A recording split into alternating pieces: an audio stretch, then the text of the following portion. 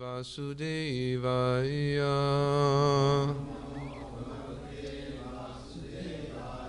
Om Namo Bhagavate Vasudevaya. Om Namo Bhagavate Vasudevaya.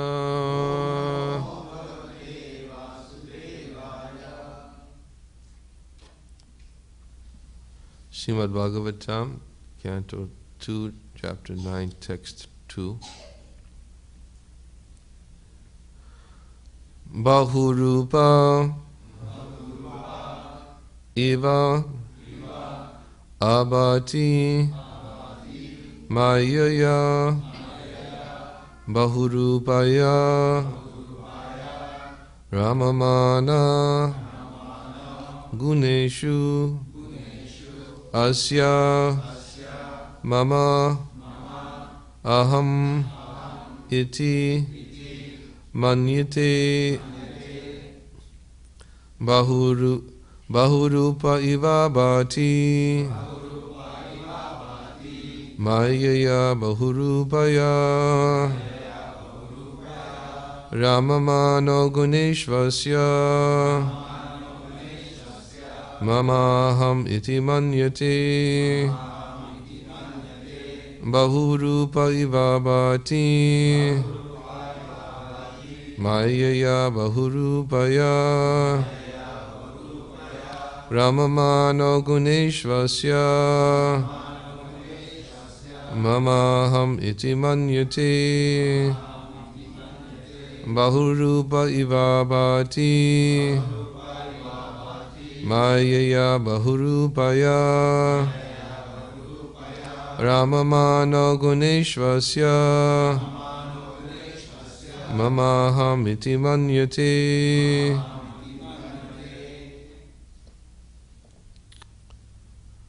Bahu-rūpa, multi-forms. Iva, as it were. Ivābhāti, manifested. Māyayā, by the influence of the exterior energy. Bahu-rūpayā, in multifarious forms. Ramamāṇo, enjoying as it were. guṇeṣv, in the modes of different qualities. Asyā, of the external energy. Mama, mine. Aham, I. Iti, thus. Manyate, thinks. The illusion living entity appears in so many forms which are offered by the external energy of the Lord, and the encaged living entity, while enjoying in the modes of material nature, misconceives, thinking in terms of I and mine. Purport. The different forms of the living entities are different dresses offered by the illusory external energy of the Lord, according to the modes of nature desired to be enjoyed by the living being. The external material energy is represented by her three modes, namely goodness, passion, and ignorance. So even in the material nature, there is a chance of an independent choice by the living entity. And according to his choice, the material energy offers him different varieties of material bodies. There are 900,000 varieties of material bodies in the water, 2 million vegetable bodies, 1,100,000 worms and reptiles, 1 million forms of birds, 3 million different bodies of beasts, and 400,000 human forms. Altogether, there are 8,400,000 varieties of bodies in different planets of the universe, and the living entity is traveling by so many transmigrations, according to different modes of enjoying spirit within himself. Even in one particular body, the living entity changes from childhood to boyhood, from boyhood to youth, from youth to old age, and from old age to another body created by his own action. The living entity creates his own body by his personal desires, and the external energy of the Lord supplies him the exact form by which he can enjoy his desires to the fullest extent. The tiger wanted to enjoy the blood of another animal, and therefore, by the grace of the Lord, the material energy supplies him the body of the tiger with facilities for enjoying blood from another animal. Similarly, a living entity desiring to get the body of a demigod in the higher planet can also get it by the grace of the Lord. And if he is intelligent enough, he can desire to get a spiritual body to enjoy the company of the Lord, and he will get it. So the minute freedom of the living entity can be fully utilized, and the Lord is so kind that he will award him the same type of body that he desires. It is like dreaming of a golden mountain. A person knows what a mountain is, and he knows also what gold is. Out of his desire only, he dreams of a golden mountain, and when the dream is over, he sees something else in his presence. He finds in his awakened state that there is neither gold nor a mountain, and what to speak of a golden mountain. The different positions of the living entities in the material world, under multifarious manifestations of bodies, are due to the misconception of mine and I. The karmi thinks of this world as mine, and the jnani thinks, I am everything. The whole material conception of politics, sociology, philanthropy, altruism, etc., conceived by the conditioned souls, is on the basis of this misconceived I and mine. And this I and mine are products of a strong desire to enjoy material life. Identification of the body and the place where the body is obtained under different conceptions of socialism, nationalism, family affection, and so on and so forth is all due to forgetfulness of the real nature of the living entity, and the whole misconception of the bewildered living entity can be removed by the association of Shukadeva Goswami and Maharaj Parikshit, as all this is explained in the Srimad Bhagavatam.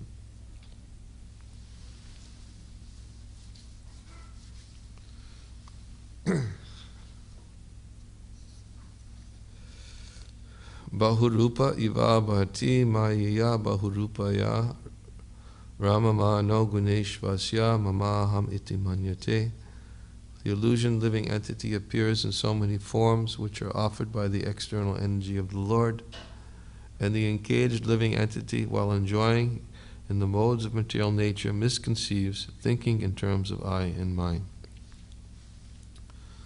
Om ajnana-timirandasya Niranjana salakaya chakshur unmilitam yena tasmai Shri Gurave namaha mukam karoti vachalam pangum nangayate garim yat kripa tamaham bande Shri Gunandina tarana nama Om Vishnu-padaya Krishna prastaya bhutale Srimate Bhaktivedanta Swami iti namane Namaste Saraswati Devi Gauravani Pacharane Nirvishesha Shanyavari Pastuchade Satarane Jai Shri Krishna Chaitanya Prabhu Nityananda Shri Advaita Gadadhar Shivasati Gaura Bhaktivedanta. Hare Krishna Krishna Krishna Hare Hare Hare Rama Rama Rama Hare Hare.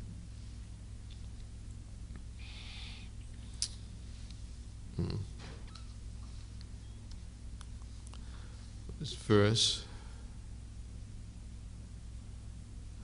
is connected to the previous verse. Shukadeva Goswami is explaining that unless one is influenced by the energy of the Supreme Lord, there's no meaning to the relationship of the pure soul and pure consciousness with the material body. Why does the living entity identify with material nature because he is under the influence of the Lord's very powerful illusory energy. That illusory energy and the ability to forget is also a creation of the Lord. And for nothing can exist separate from the Lord.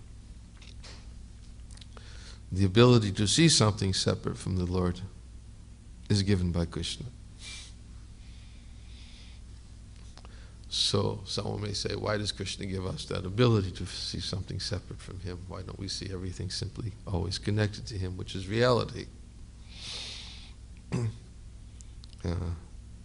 Which brings us back, of course, usually to the question of how did I get here?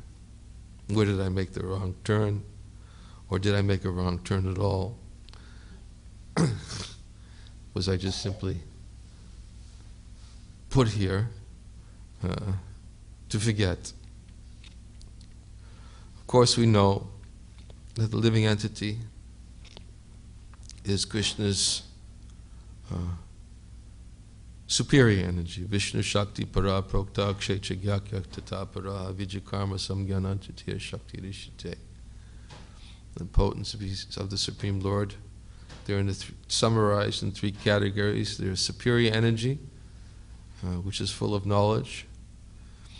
It's the living entity who, although belongs to the superior energy, he can come under the influence of the Lord's third energy, which is ignorance and is visible in fruitive activities. These are the three primary potencies of Krishna. And Krishna, of course, is the reservoir of all of these potencies.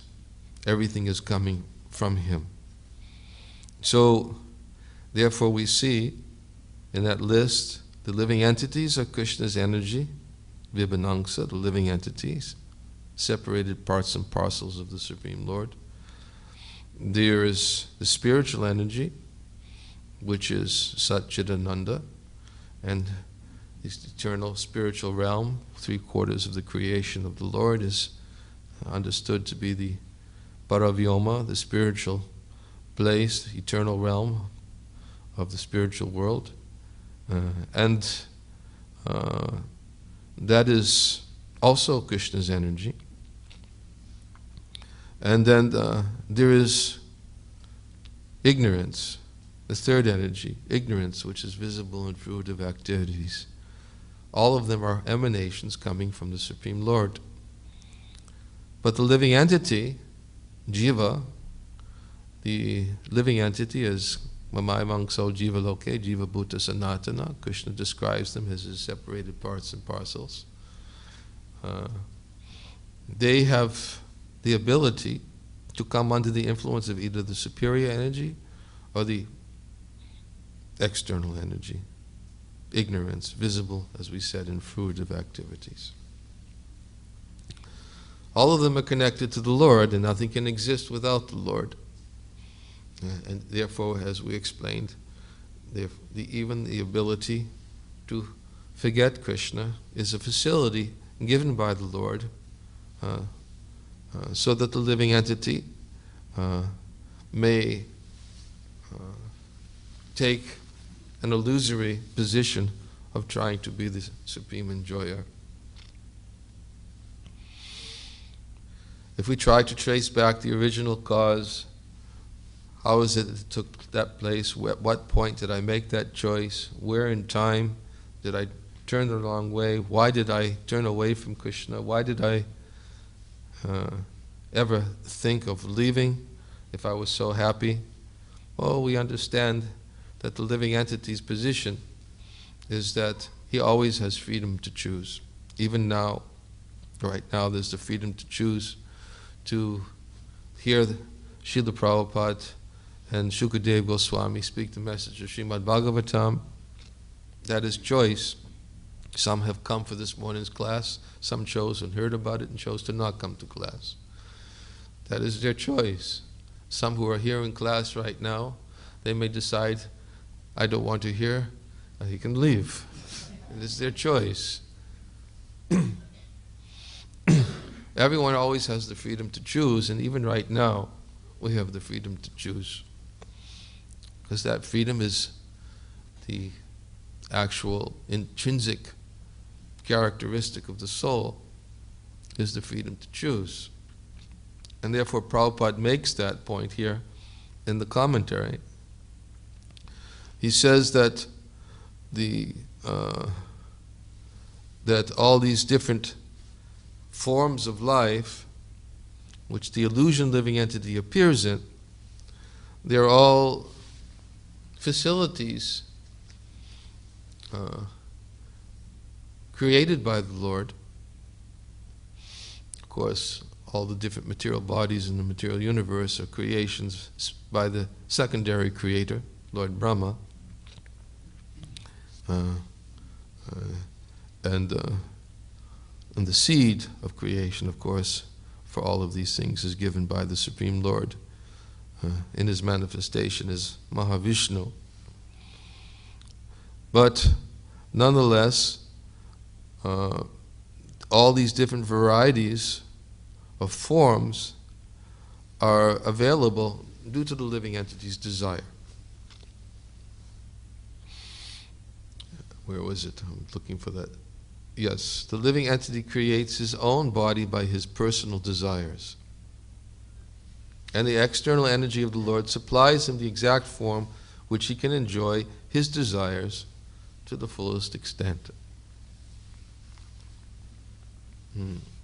So, it's all based on our desire. And in one sense, if we think, what is the power invested in us, that the Supreme Lord has invested that potency to obtain a state of life which is either fully liberated or conditioned, or not only fully liberated, but as Prabhupada explains in this commentary, the living entity has the potency, the power, to obtain his eternal relationship with the Lord in the spiritual world.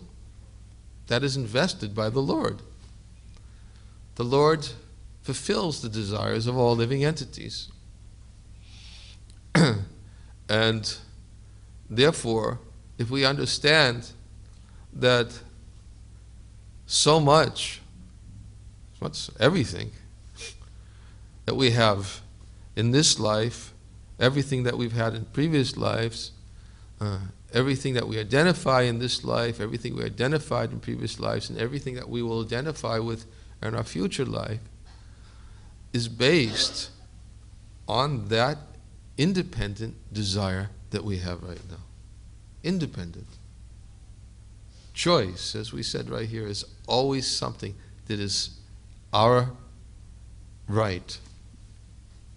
It's an intrinsic part of the living entity. It can never be taken away.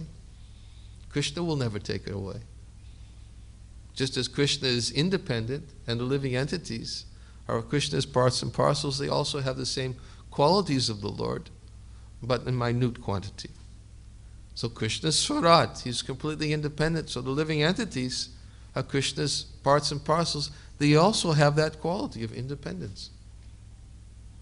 But what is that independence? Our independence is tiny. Krishna's independence is unlimited. Krishna can do whatever he likes. There are no obstacles to the fulfillment of his desires. But our independence is, we can choose to be with Krishna, or we can choose to enjoy this material world. And the varieties of enjoyment that Krishna has given are all mapped out right here. Reptiles, animals, insects, birds, aquatics, human beings. Whatever desires we have, whatever the prominent desires that are there within our hearts to enjoy this world, then there is a suitable facility according to the desires. It's not that the living entity, as Prabhupada used the example, a living entity thinks that, very deliberately thinks, I want a tiger's body. Please give me a tiger's body. But what is the human body is not necessarily the best facility for drinking the blood of other animals. So if somebody wants to drink the blood of animals, you can do it in a much better body. Why do you have to have a human body, which is a greater facility? There's a much greater facility in your human body for something much better than drinking blood of animals. So if somebody says, I don't want to use the human body for its primary purpose, I like drinking blood of animals. Why should I? So material nature arranges. Why should he have a human body? He wants to drink blood of animals. Let him take birth as a tiger. Of course, the super soul arranges all that through the agency of material nature. So many desires, unlimited desires. We can go one by one through a long list of all the different types of desires that a living entity in the material body becomes obsessed with, wanting to enjoy. And therefore, if the living entity doesn't try to overcome the animalistic propensities for enjoyment of this world, then he's simply creating a body in his next life by his own desire. It's not Krishna that's forcing us. It's our desire. He's ready to fulfill whatever desires we have. That is the position of the Supreme Lord. That's what you want. That's what you can have. I always think, that was one of my favorite stories I heard just early days when I joined the movement. Probably one of the first stories that stuck in my mind. It was a story that was told by Vishnu John Swami in a class. I think it was in 1973 maybe. And I've repeated it so many times, but it's the perfect example of the power of the illusory energy. And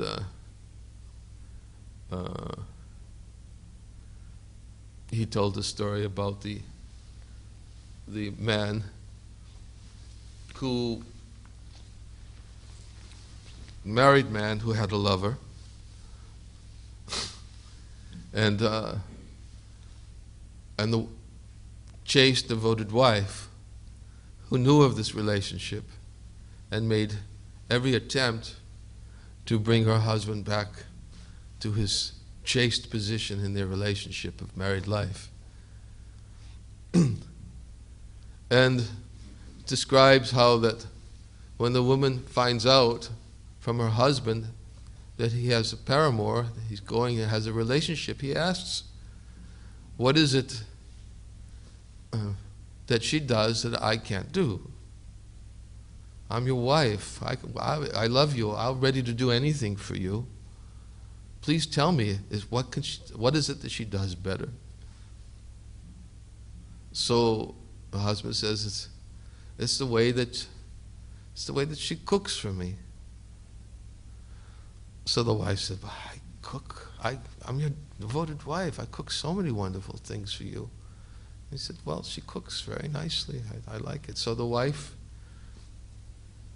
prepared that night when the husband would come home, a wonderful, wonderful preparation. Everything he could possibly imagine. She spent the whole day working so hard. The husband came home and saw a wonderful array of preparations and sat down and enjoyed it. Said, yes, this is the best food I've ever taken. But the next night he didn't come home. So then the husband, of course, then the wife was very concerned that when the husband finally returned home, the wife said, I thought, this is the way she cooks for you.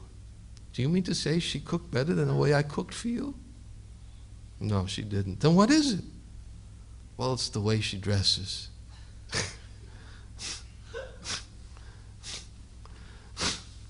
So then the wife, again, she went all out. She did everything. She went out, hair, clothes, opulent clothing, cosmetics. She made herself look so attractive that it was not possible that any woman could be more appealing to this man than she was. And the husband came home and saw the beauty of his wife, was overwhelmed. So finally she thought, I've been successful. There's no way he's going to go back to this woman after she sees this. But the next night he didn't come home. And then when the husband returned home again, then the wife said, okay, does she dress better than I did? The husband said, no. Then what is it? What is it? What does she do? And the husband says, it's the way she kicks and bites me. And the wife says, kicks and bites you? You want to be kicked and bitten? I love you. I can't kick and bite you. You want to be kicked and bitten? Go. What can I do? So, this is Krishna. He does everything. He's the perfect friend. He's the perfect lover. He's the perfect son. He's the perfect everything. Nobody more attractive than Krishna. Krishna's the perfect everything. There's no more perfect relationship. You can't have a better relationship with anybody than with Krishna, because it's forever. And he'll always reciprocate fully because he gives himself completely. Completely. But if you want to be kicked and bitten, I've tried everything. I'm giving you everything. Everything is, if you want me, I'm yours. I'm ready. Yaya tamam prapachate tang sataiva bhajamyaham. As you surrender to me, I'll reward you accordingly. If you want me, I'm ready to give you myself. I'll be your friend. I'll be your lover. I'll be your son. I'll be everything so perfectly that you won't know anything else, anyone else, except me. I'll be able to captivate your heart unlimitedly, eternally. But you want to be kicked and bitten.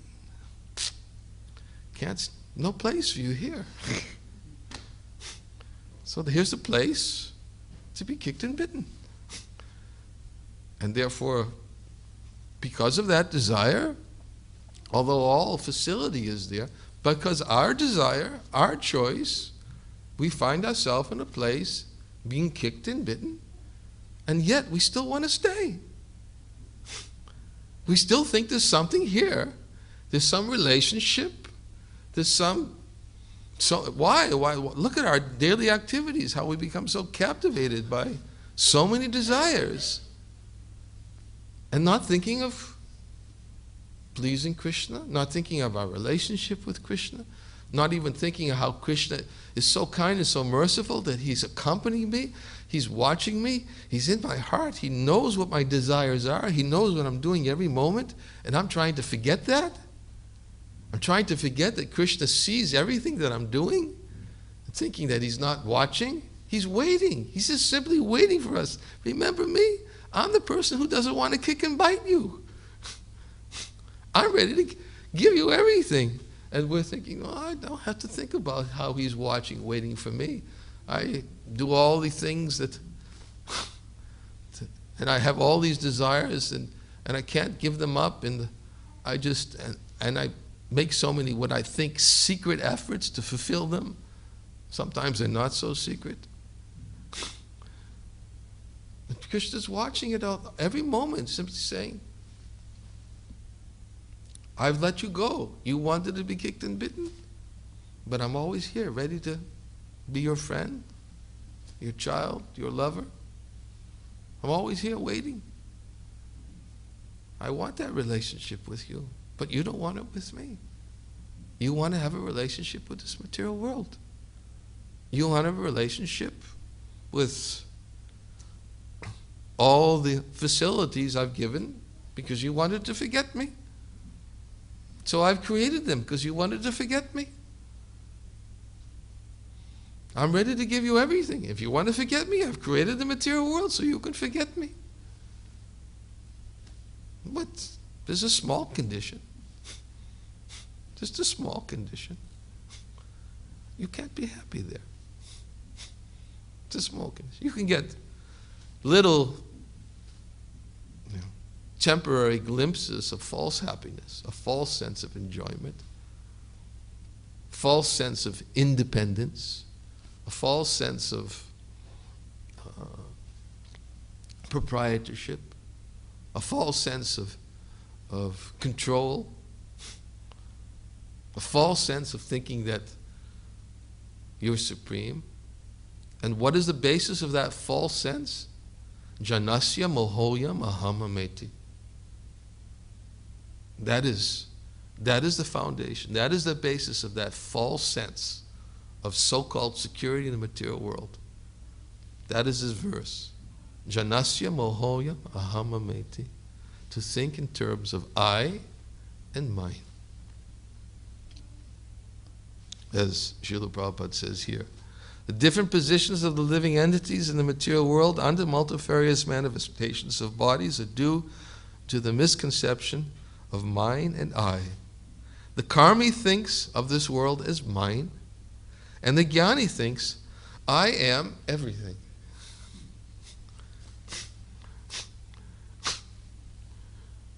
I and mine. So someone may think, oh yes, the jnani is very elevated. Jnani is filled with so much knowledge. But he thinks he's one with everything. With this, I am the Supreme. I am the Supreme Lord. Everything here is, I one with it. Therefore, these different conceptions of I and mine, janasya mohoya mahamameti, this is the foundation of our connection with the material world. And therefore, as Prabhupada explains, that in this material world, these conceptions of I and mine are manifested in these different identification of the body and the place where the body is obtained. Excuse me, no, that's not what I'm looking. The whole material conception of politics, sociology, philanthropy, altruism, etc., conceived by the conditioned souls is on the basis of this misconceived I and mind and mine. And this I and mine are products of a strong desire to enjoy material life. Identification of the body and the place where the body is obtained under different conceptions of socialism, nationalism, family affection, and so on, and so forth, is all due to forgetfulness of the real nature of the living entity. And the whole misconception of the bewildered living entity can be removed by the association of Shukadev Goswami and Maharaj Parikshit, as all this is explained in the Srimad Bhagavatam. So, all these different conceptions of socialism, nationalism, family affection, and so on. So, how to break free from these false identifications? As we know, as we should know, that to break free from our identifications with this world is very difficult by our own efforts.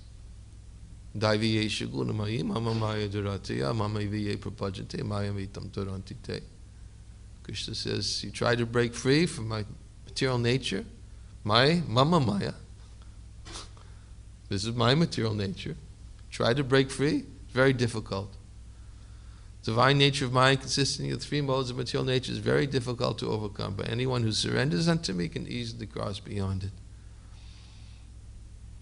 Breaking free from the illusory conception of identification with material energy is by our own efforts alone is impossible.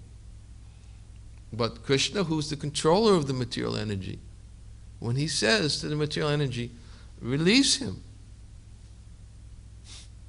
Release. It's all very simple. One, release. But why will Krishna order the release of the living entity?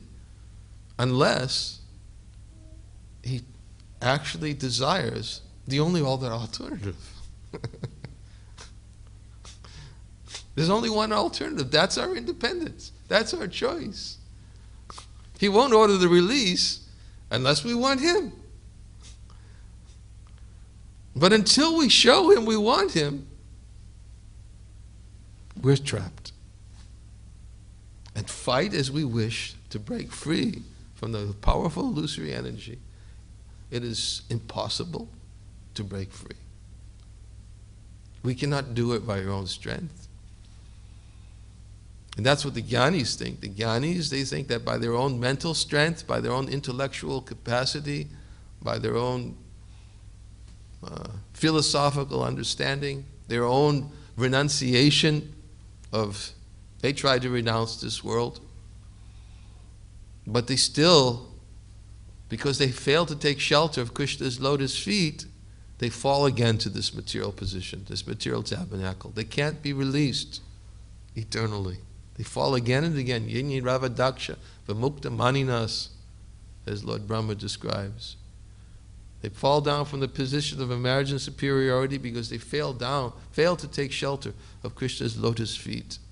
Although they perform severe austerities and penances to achieve the highest position, their intelligence is impure. So they cannot. Even the jnanis, they cannot. The only way to break free from this powerful illusory energy is taking shelter in Krishna consciousness. Taking shelter in Krishna, and when Krishna sees, oh, he wants a relationship with me, then detachment automatically comes. Release automatically comes. But that's all depends on us. It's not that Krishna is going to immediately give us a what is it? It's a word that I'm looking for. It's not coming to my mind.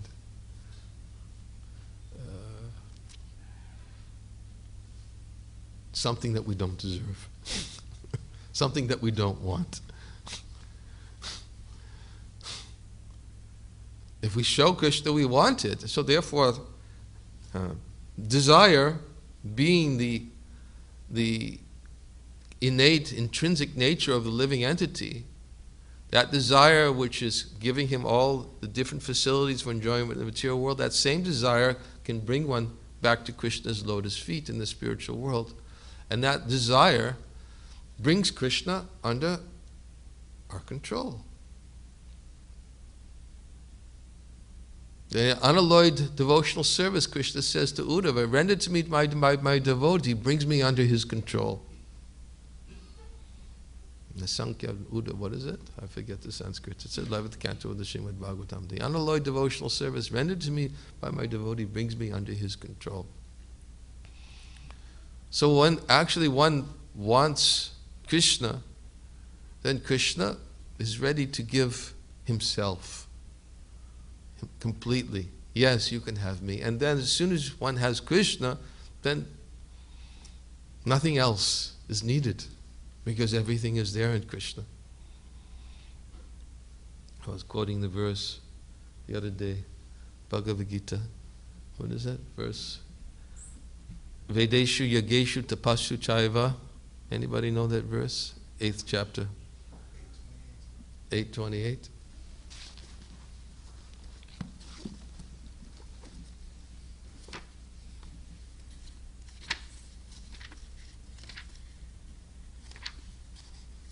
Vedeshu yageshu tapasya chaiva daneshu yat punya palam pradishtam atyeti tatsarvam idam viditva yogi param stanam upaiti chajam. The person who accepts the path of devotional service is not bereft of the results derived from studying the Vedas, performing austere sacrifices, giving charity, or pursuing philosophical and fruitive activities. Simply by performing devotional service, he attains all of these. And at the end, he reaches the supreme eternal abode. So anything that one wants in this world is automatically obtained within devotional service. It's all there. You want it separate from Krishna, you can have it, but you can't keep it, and it won't satisfy. But if you want Krishna, you get all of it. And you also get Krishna. And you go back to the spiritual world at the end of this life. So cultivation of desire. That is the point we spoke of last night. At-chitan samadhatam nashiknosi maistiram abhyasa yugena mami chaptam dhananjaya. If you can't always think of me, follow the regulative principles of Bhakti Yoga. In this way, cultivate the desire to attain to me, Krishna says. This is the duty, responsibility of a living entity who's been awarded the human form of life, is that they shouldn't waste it like the hogs and dogs that eat stool. They should use the human form of life for cultivating the desire to be with Krishna.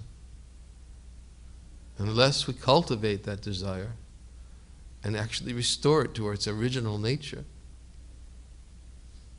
then all the things that we absorb our consciousness in this world will be here again in our next life to enjoy. We'll simply come back in the continuous cycle of repeated birth and death until we've actually come to the point of realizing that there's nothing in it. There's nothing in it. We may not be able to realize it to its full extent now. We may say, I still want to be kicked and bitten.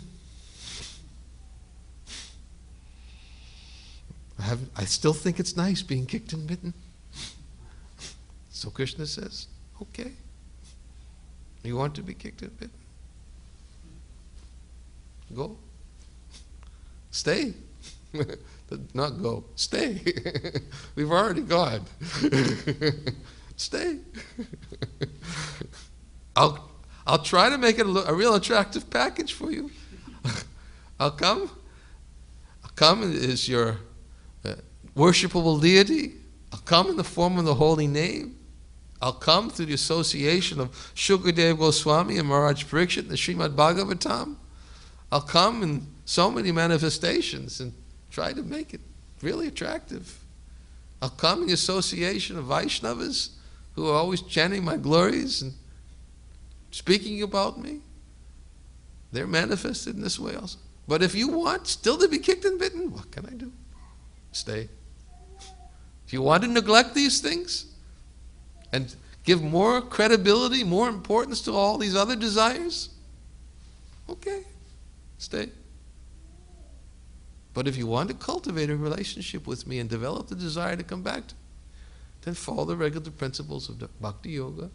In this way, you'll develop the desire to attain me. That is Krishna. Choice is ours, not Krishna's choice. There's no fault in Krishna. Choice is ours, and we have the power to change our destiny simply by changing our desire.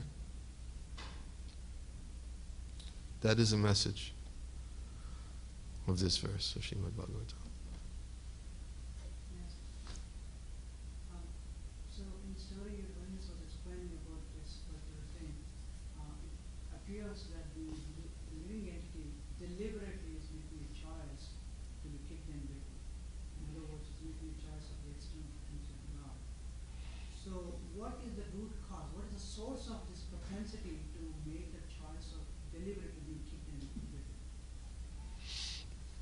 Now? Yeah, what, if we analyze the situation, what is the root source, the source of this propensity to be, I want to be deliberate, instead of nice package of Krishna consciousness coming to me, the wife is making everything every time. See, I chase that, and again I go back and want to be deliberate. What is the source of this propensity in the beginning or now? Envy.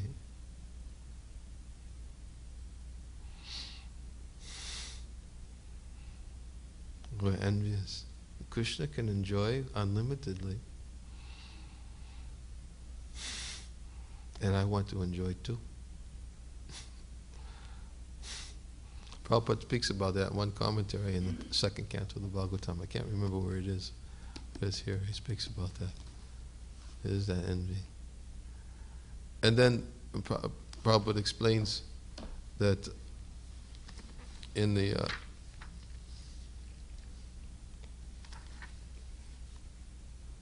anyways, I can't remember what verse in the Gita. He speaks about if one simply goes on trying to serve Krishna without envy. Of course, there's idang tute guru tamam prabhakshaman asuyave. When Krishna says to Arjuna, because you're never envious of me, I shall impart to you this most secret wisdom, knowing which you should become relieved from the miseries of material existence.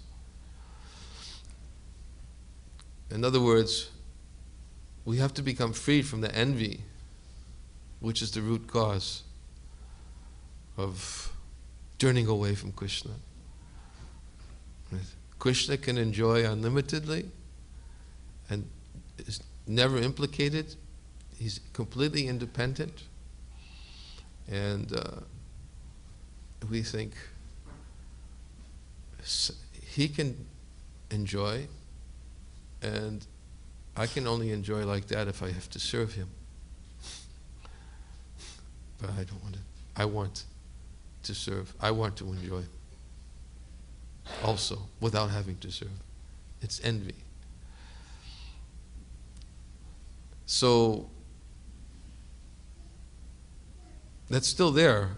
One could not be in the material world unless it was that envy of Krishna. That envy is simply the opposite of love. If you take love and you put it in its most perverted form, it's envy. Lust. And what is lust? Lust means everything for me. I don't want to have to give it to him. He's got so much. Why should I? He's got so many lovers, so many friends, and I can't even. Why should I?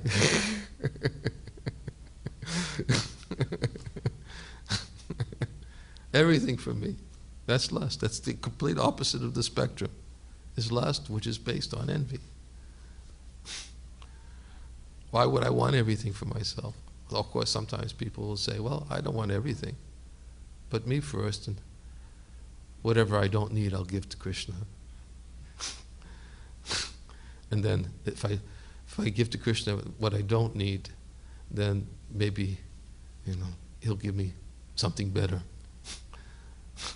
It's still envy. Krishna's not first. I remember, I'm sorry to use this example. Before I came to Krishna consciousness, I was living with a woman. We were about to get married, but I decided I wanted to become Krishna conscious, to become a devotee, and I invited her to come. She said, I can't be number two.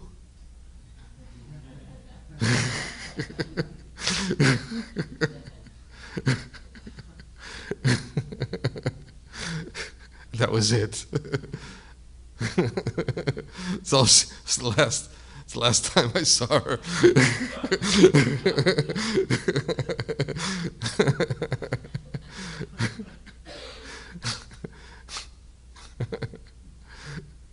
This is it. It's one to be number one. Want everything. Cannot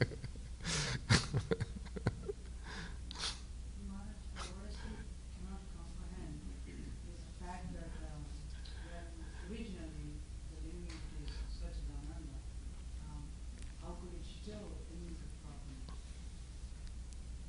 This is the question that goes on and on and on. I try to avoid bringing it into the theme of this class so we don't become obsessed by it. Because the tendency, as soon as we become obsessed by it, then we start to think that Krishna did it. And that is one thing that Srila Prabhupada always avoided in his presentation of Krishna consciousness, by putting the responsibility on us.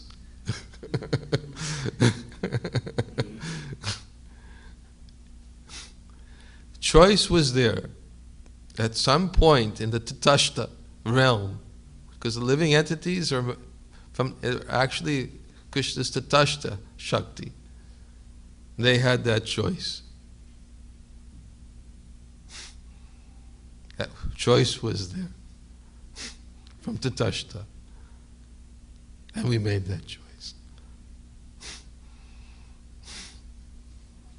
I just realized, Maharaj, that envy can also take the form of trying to blame Krishna in his form.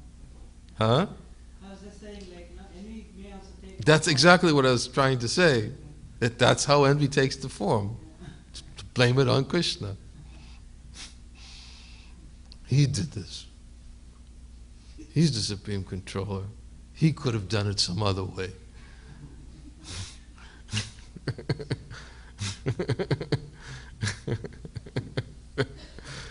Therefore, rather than fomenting envy,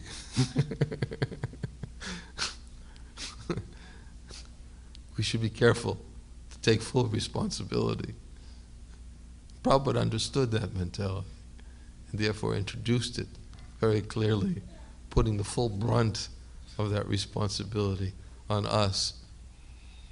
Not in a cheating way, deceitful way. Reality is simply because we cannot understand.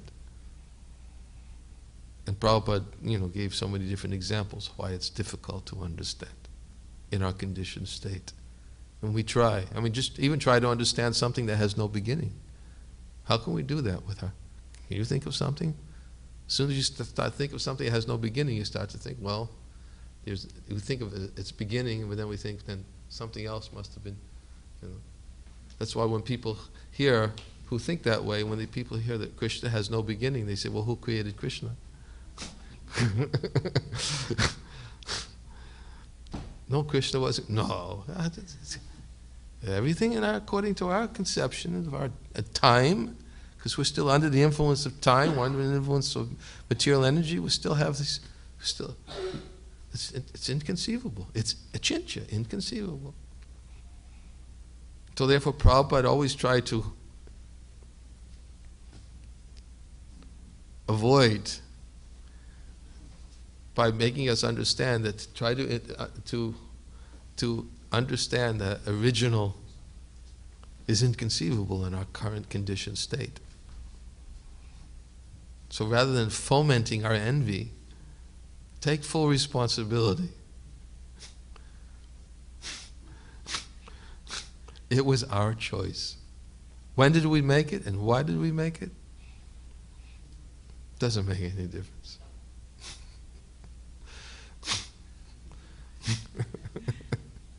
Yes.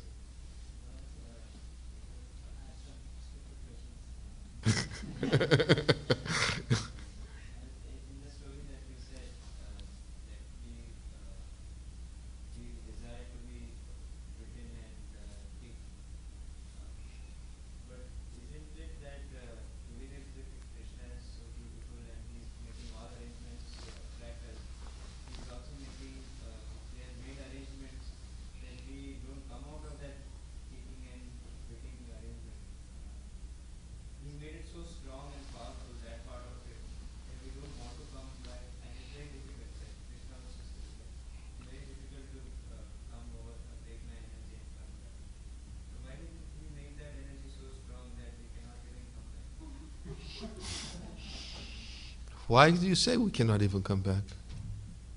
Krishna says anyone who surrenders to me can easily cross beyond it. He says easily. All he's asking is just serenity. That's all he's asking. But he's making both things powerful. He is also powerful, he's making his energy also powerful. If he would have made that energy,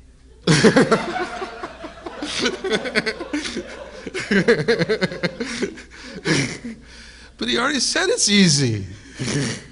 It's only powerful. That's just like the question when a devotee asks Prabhupada, why is Maya so strong? Prabhupada says, why is your determination so weak?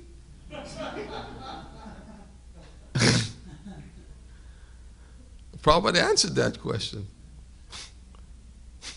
Why is your determination so weak? You have the determination, ability to make it very easy. He's given it to you. Why do you think it's so strong? Because your determination is weak. That's why you think it's so strong. You have to want Krishna. Now prove it to Krishna. And he'll take all these obstacles and he'll just reduce the whole ocean of material existence to the amount of water in the hoofprint of a calf. For you.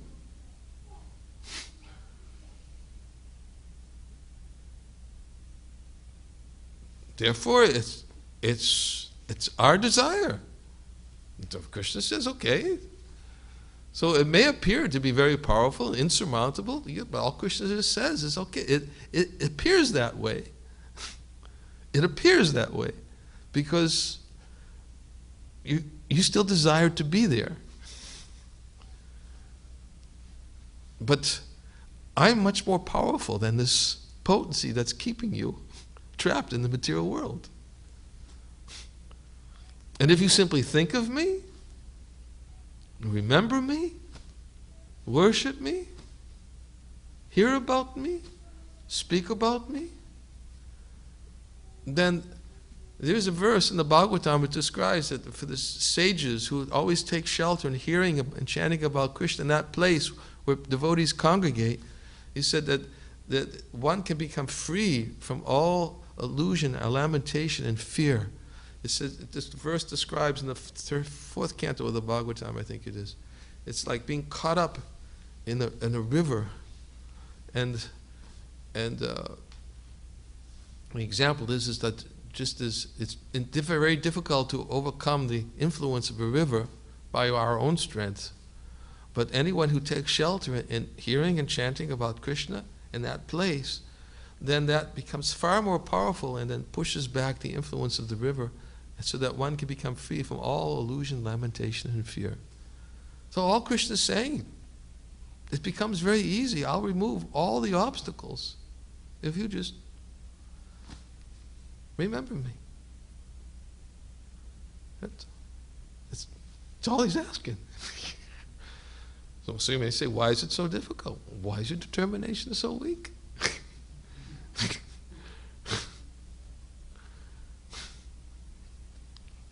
It's as powerful. It is very powerful. Krishna's made it powerful that way because most living entities who are in the material world are here for a reason. That's what they wanted. So therefore the material energy that is two potencies. One is which throws the living entity into Maya, and the other power of the material energy keeps them there. It functions in two ways. One is the throwing potency, and the other one is the potency to keep them there. So you may say, why did Krishna just remove the potency to keep us here? And but he's keeping us here, again, because of our desire. You might say, why did then if we say same just about the throwing as the keeping potency? Why did he throw? Why did he create the energy that throws us down? Our desire. in some way, Krishna is limiting our desires. Like, he's given only 8.4 lakh species.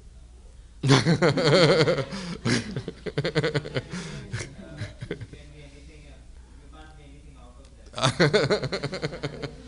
that. Not enough, huh?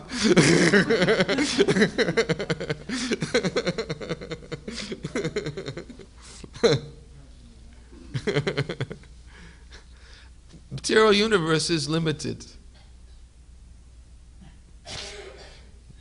It is limited. Spiritual is unlimited, but the material universe, there are limitations. So there are limited to 8,400,000 species of life. If you wish to accept the body of 8,400,001, then make that your sadhana, and Krishna will give it to you.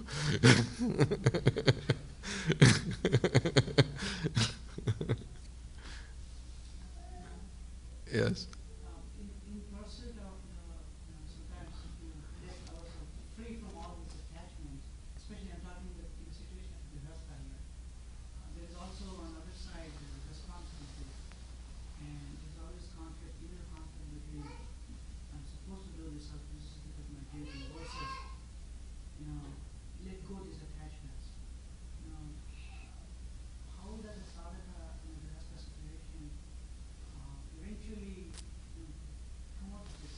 Really, how do we basically cultivate this attachment while being in a situation? I'll read Narada Muni's answer to this question. I just have to wait for my iPad to turn on, because I don't think there's seventh canto. Is there a seventh canto, part 1 here? I can get it, but I don't think it's faster than my iPad. Oh, all right. Well, wait a minute. It'll turn on quickly. Oh, it'll turn on quickly. Just I had it turned off. I got it. It's already on.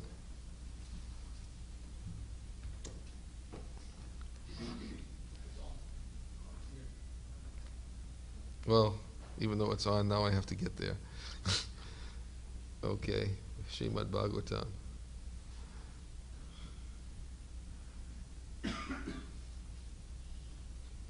Seventh canto.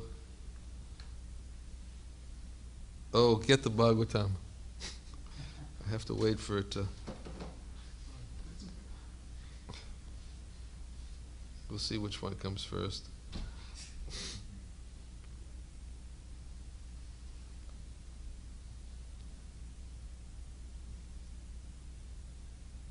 Oh, I got it.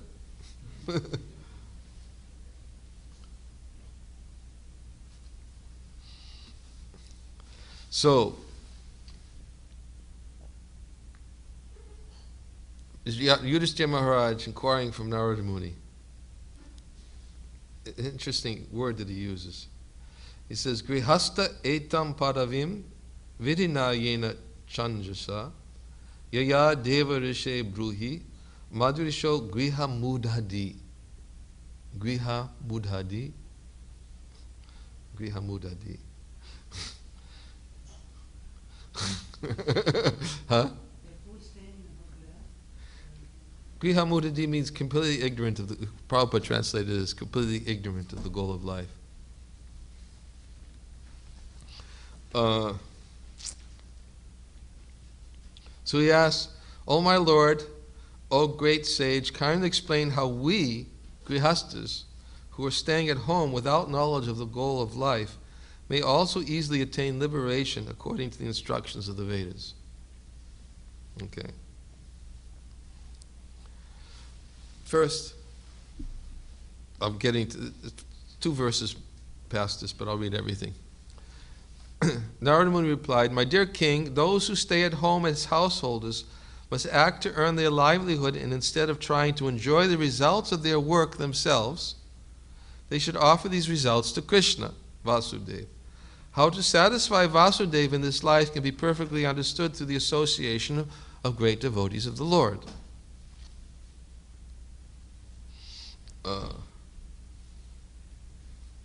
In the next verse, a grihastha must associate again and again with saintly persons, and with great respect he must hear the nectar of the activities of the Supreme Lord and his incarnations, as these activities are described in Srimad Bhagavatam and other Puranas, Thus one should gradually become detached from affection for his wife and children, exactly like a man awakening from a dream.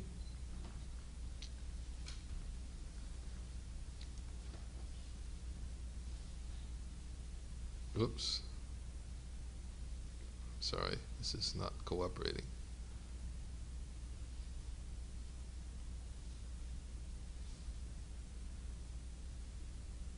While working to earn his livelihood as much as necessary to maintain body and soul together, one who is actually learned should live in human society unattached to family affairs, although externally appearing very much attached.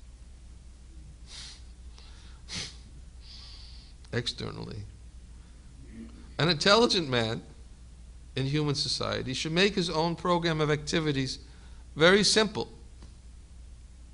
If there are suggestions from his friends, children, parents, brothers, or anyone else, he should externally agree, saying, yes, that is all right. But internally, he should be determined not to create a cumbersome life in which the purpose of life will not be fulfilled. This is Narada Muni's instruction. Yudhishthira said, I'm grihamudadi. I'm ignorant. I've forgotten the goal of life. How should I live my life? How do I become detached? So essentially what Narada Muni is explaining here is should earn a livelihood, honest means of livelihood to maintain body and soul together. And later in the verse, he quotes it in this chapter, he says, Tavad briyeta jatram, tavat svatvam hidehinam, adikam yobi manyata, sastinam dandam arti. One should desire as much wealth as necessary to maintain body and soul together. One who desires more than that is considered to be a thief, and he deserves to be punished by the laws of nature. So, we have our duties to perform in this world. We have to perform them. Householder has a responsibility, has a duty to his family, has a duty to society, has a duty. Although the verse describes Devarshi bhutaptaninam patrinam nankinkaro nayamanicha rajan, anyone who completely surrenders to Krishna is no longer indebted to anyone, not the sages, nor the forefathers, nor humanity, nor kinsmen, nor people in general. Yes, but we cannot take that verse and artificially apply it as a means to avoiding our duty and not being surrendered to Krishna. Both have to be there. Complete surrender to Krishna has to be there. Many people will take that verse and they'll say, oh, I don't have duties to family, society, forefathers, kinsmen, but at the same time, I'll say that I'm surrendered to Krishna so that I don't have to fulfill my obligations. But actually, it's because I just don't want a cumbersome way of life. I don't want to have to be burdened by all these obligations. That's not surrendered to Krishna. So yes, for one who surrendered to Krishna, he has no longer. But while we're still in the process of surrendering, we have our duties to fulfill. To family, to society, to friends, forefathers. But we should fulfill them in such a way that we don't, as Narada Muni is saying, we don't become so entangled in them that we forget the primary goal of life. Therefore, what is the first and foremost duty Narada Muni gave? That if you want to gradually become free from these attachments to these things, you have to hear the message of Bhagavatam and the association of saintly persons regularly, so that you'll become gradually detached from these things, just as a person gradually awakens from a dream. But everything is dream. All these other commitments, they're dreams. That's not our real obligation, it's a real commitment. But because we've so committed ourselves to them, they seem to be real. But we have to gradually awaken ourselves. But we also at the same time minimize our connection with them by not becoming overly entangled in endeavoring to do more than is necessary to maintain body and soul together. And that's always the difficult line that people have a difficult time to follow. What is it do I need and what is it that I want? And most people start thinking, that I'm in anxiety if I don't have it, therefore I must need it.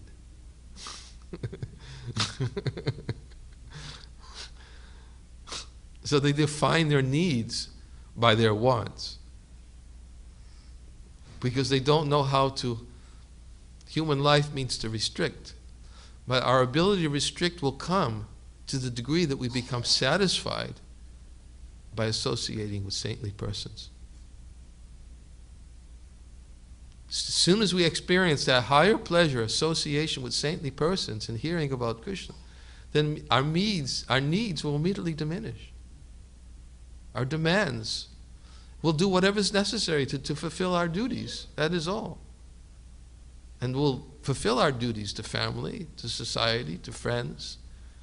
But because we understand we've not lost sight of the primary goal of life by regularly hearing the message of Srimad Bhagavatam, and that gradual detachment awakens, and then at a certain time of life,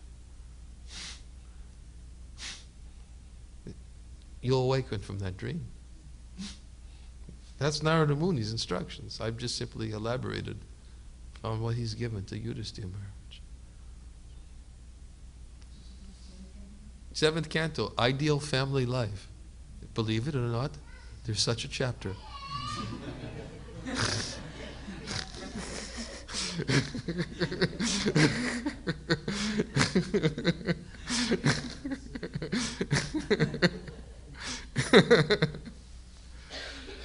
I have to stop here.